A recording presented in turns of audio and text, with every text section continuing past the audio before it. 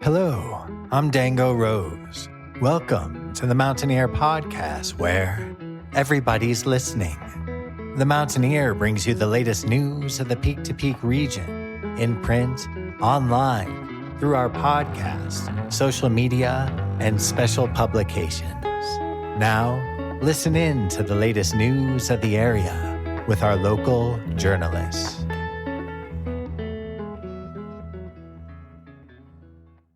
Hello there, everybody. My name is Jamie Lammers, and welcome to Music of the Mountains, where to be and what to see, brought to you by the Mountaineer Podcast. In this week's episode of Music of the Mountains, I'm bringing you the final musician that I interviewed in the calendar year 2025. I conducted this interview all the way back on my birthday on December 30th, and have waited until this time to release the interview to promote this musician's upcoming show in Colorado. She's traveling all the way from North Carolina to perform at Gold Hill General Store. So be sure to listen into this episode to learn more about Alma Russ.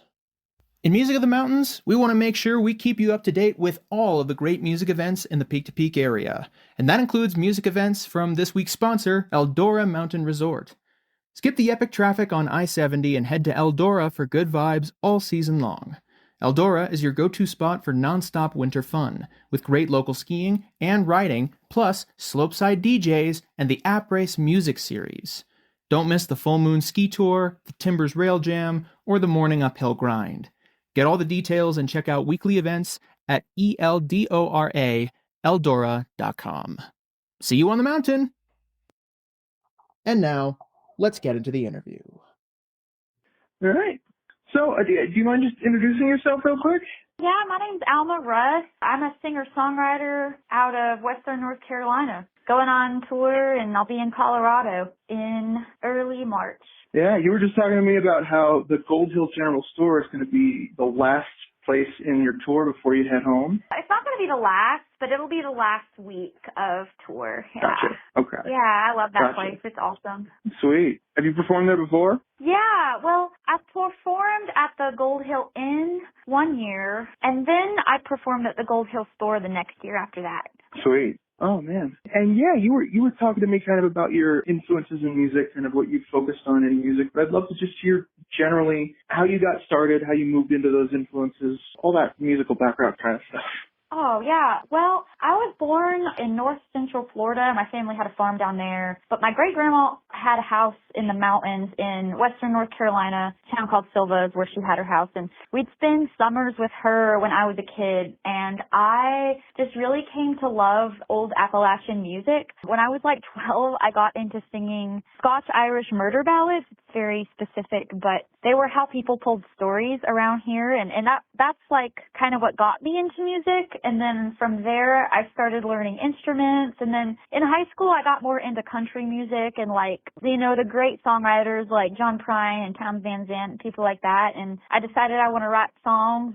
But I think even before that, have you ever heard of the Country Bear Jamboree in Disney World? It's no, very strange. It's like this show that was in Disney World when I was a little kid. We'd go, and that was my favorite part, was the country bears. They were like these animatronics. It's so weird when I talk about them. They were like country these bears, that's what I animatronic bears. get. Yeah, and I swear that's what made me like begin to want to play music though, because I love those bears. They made it into like the Grand Ole Opry, but with bears. I don't know. So I saw that. I don't remember which movie it was, but there was a trailer for the movie in one of the Disney DVDs that I owned. Like I didn't realize that was a full attraction at Disney before it became a movie. Oh yeah, it was a whole thing. And my family, they love music, but they never played music. So I like to think that maybe that was where, other than like God, like just the gift of music, like I think that's what made me want to play music, you know. So amazing. And so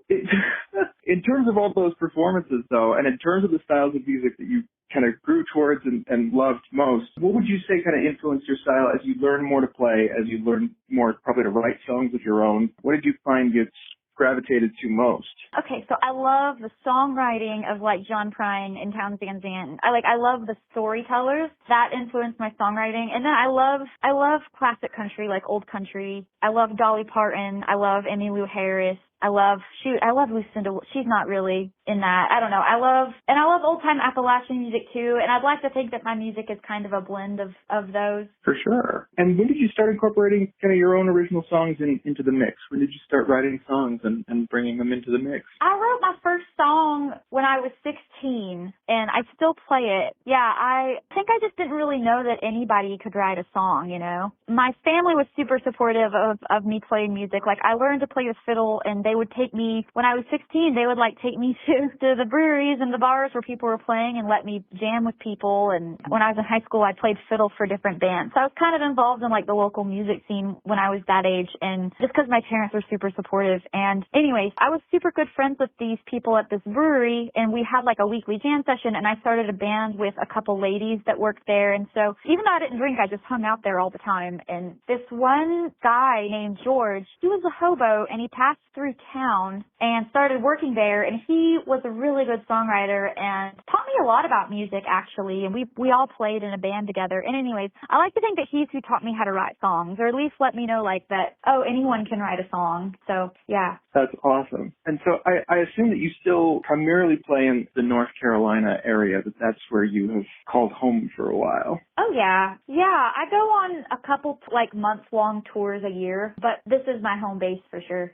Absolutely. What sticks out to you most about writing songs in general, embracing the styles of music that you grew up with in North Carolina? You know, what sticks out to you about performing and writing in general? Well, performing and writing are two very different things. Like, writing, I feel like, is very, very private, you know. Well, unless I'm starting to write with other people. But I think writing songs, I like to think of it, sometimes it almost feels like the song is already there. You're just kind of digging it up, you know, like an archaeologist almost. Just trying to get as much of it out of the ground as you can. Some of them just land in your lap, but then sometimes you have to work at them. And then learning to perform them and to help the audience connect with them is a whole other thing. Yeah, I mean, because, you know, they say that there's artists and there's performers, and they're not always one and the same, you know. I don't know if that answers your question, but... Yeah, for sure. That makes sense. So there are different elements that you embrace in both of those different kind of areas. Yeah. Like, I think performing is more like, you know, you work on perfecting your craft, but then performing is almost learning how to connect what you've been doing with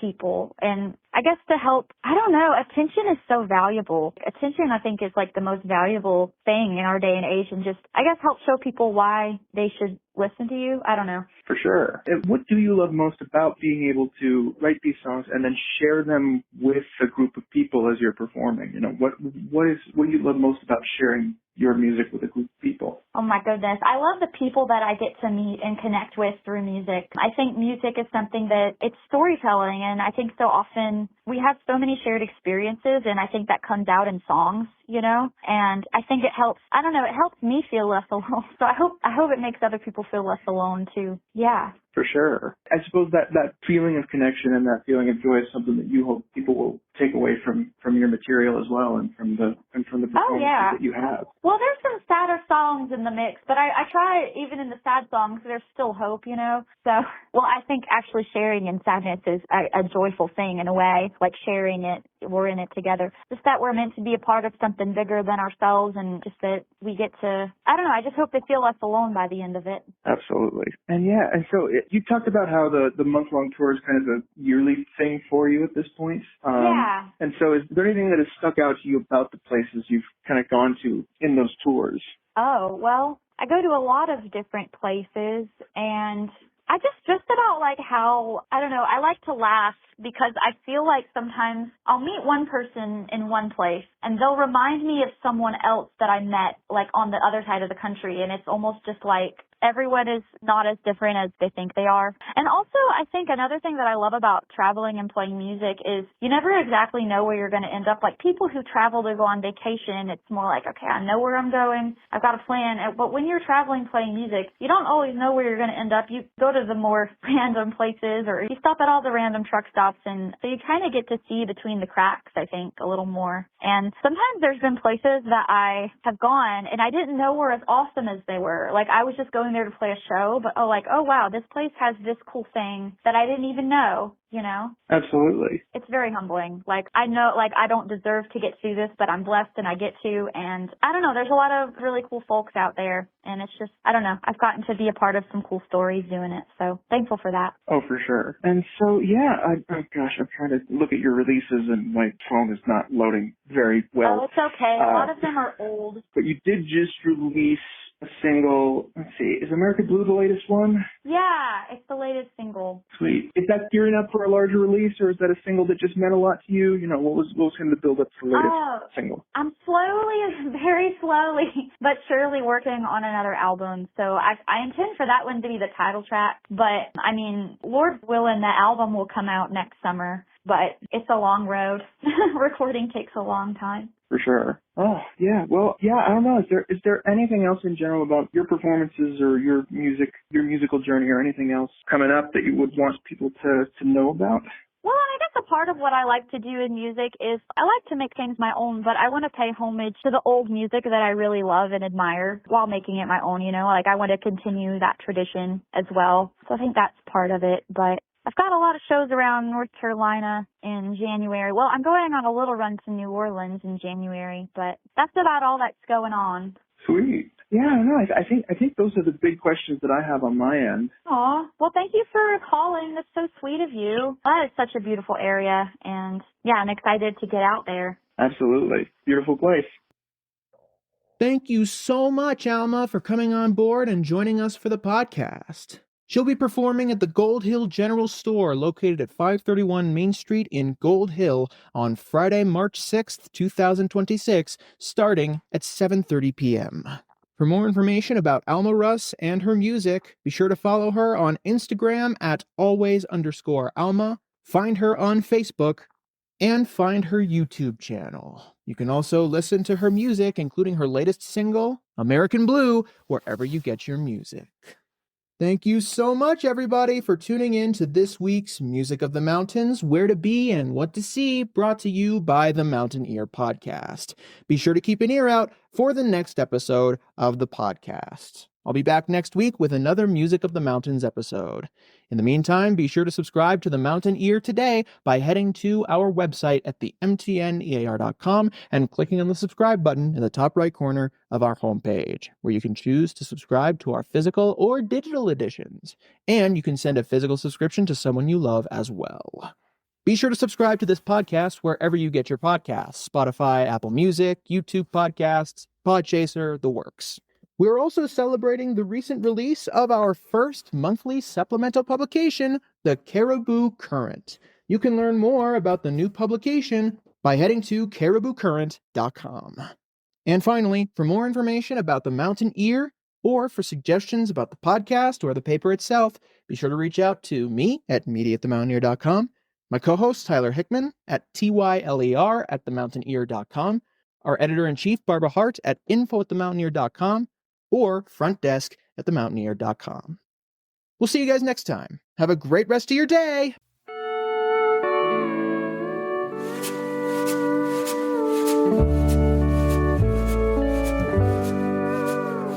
I could have stayed out west, learned to roll, ride my pony across the rugged slopes, looking out for jackalopes, trying to watch my back. Could have stayed through winter. The song that you are currently listening to is called Jackalopes. It's written and performed by Alma Russ and is available as a single wherever you get your music, along with her other releases, including her latest single, American Blue. She'll be performing at the Gold Hill General Store on Friday, March 6th, 2026, starting at 7:30 p.m. So be sure to head to 531 Main Street in Gold Hill to see her performing live. You can also find her music and learn more about her on Facebook, Instagram, and YouTube. Give you lots of stories, but no one to tell them to.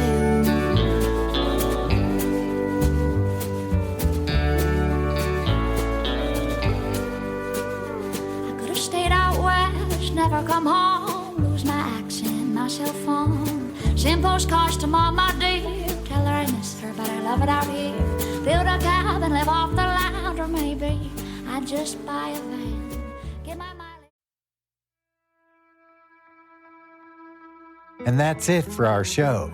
Subscribe online to get more access to more news, weekly updates to our community calendar, and a link to our YouTube channel by visiting themountaineer.com. Be sure to use the coupon code PODCAST when subscribing for a 10% discount, only available to our listeners. If you are in the local Peak to Peak area, be sure to pick up a print edition of The Mountaineer at a local business. I'm Dango Rose. Thank you for listening.